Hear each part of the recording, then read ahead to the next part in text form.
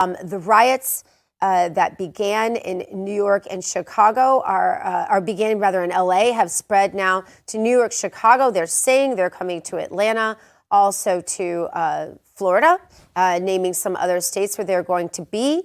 As you know, President sent in the National Guard, and the left is apoplectic over this, accusing him actually of spreading the violence. That's rich, isn't it, Emily? It really is. And I've been looking at reports. I mean, this is spreading to all over the country, coast to coast, a bunch of different states. And the one that I saw that was really, really rough was in Spokane, Washington. Right. There were 30 people arrested there. They had to implement a curfew last night, very similar to what they were doing in Los Angeles, Bo. Do you think that this is going to continue to spread to other cities? How can we get this under control? Yeah, I think that it will. And, we just saw the lady that was on the screen there with the Free Palestine flag. I just, seeing these other flags, I got to be honest with you. You do this in another country. You do this in the Middle East. You do this in Venezuela. You do this in other areas of the world. There's a lot worse that's going to happen because people come here and they take advantage of the freedoms that we have, and they believe that they can take advantage of that over and over and over again. Everything free, everything, free citizenship, free insurance, free money, and I'm tired of it. So seeing these other flags makes me realize that there are detractors, there are people who really don't believe in America, and I frankly don't want them here.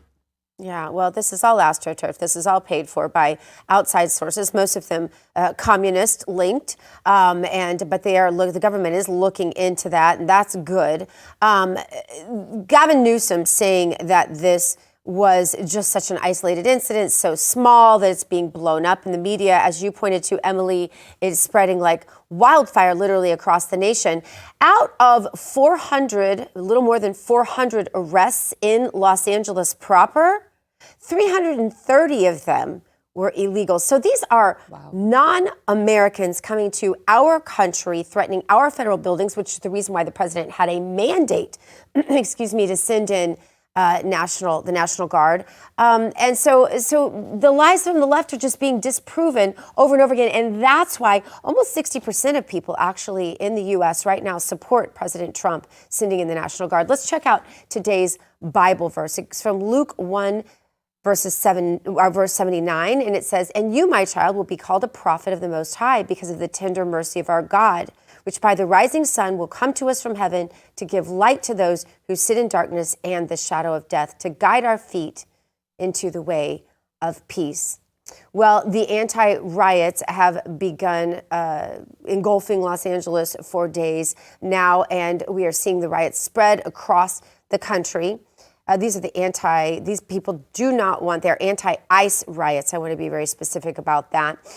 These riots are being planned in certain states like New York, Wisconsin, Tennessee, and Florida, and Alabama, to name a few. The activist groups are reportedly partnering to host them. The Trump administration sent Marines and National Guard troops to Los Angeles to keep the peace.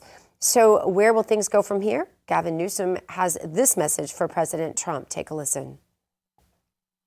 Look, this isn't just about protests here in Los Angeles. When Donald Trump sought blanket authority to commandeer the National Guard, he made that order apply to every state in this nation. This is about all of us. This is about you. California may be first, but it clearly will not end here. Other states are next. Democracy is next. Democracy is under assault before our eyes. This moment we have feared has arrived. It's either small and isolated, and the president is blowing it out of proportion and causing arson, right, as some are asserting, or it's spreading across the country. It doesn't make a lot of sense what you're saying there, Governor. For more, let's bring in RAV Chief White House Correspondent Brian Glenn. Brian, what are we missing? What are we not reporting that you know because you're there on the ground? Good morning. Good morning. It's the same talking points. And I'll say this. The very people that are against our military being on our cities and streets, on our soil, protecting our civility, perhaps protecting the law and safety of our citizens, are the same people that have no problem sending our military halfway across the world on the ground in Ukraine, fighting a war we have nothing to do with. The hypocrisy of the way they view the military and its role is laughable.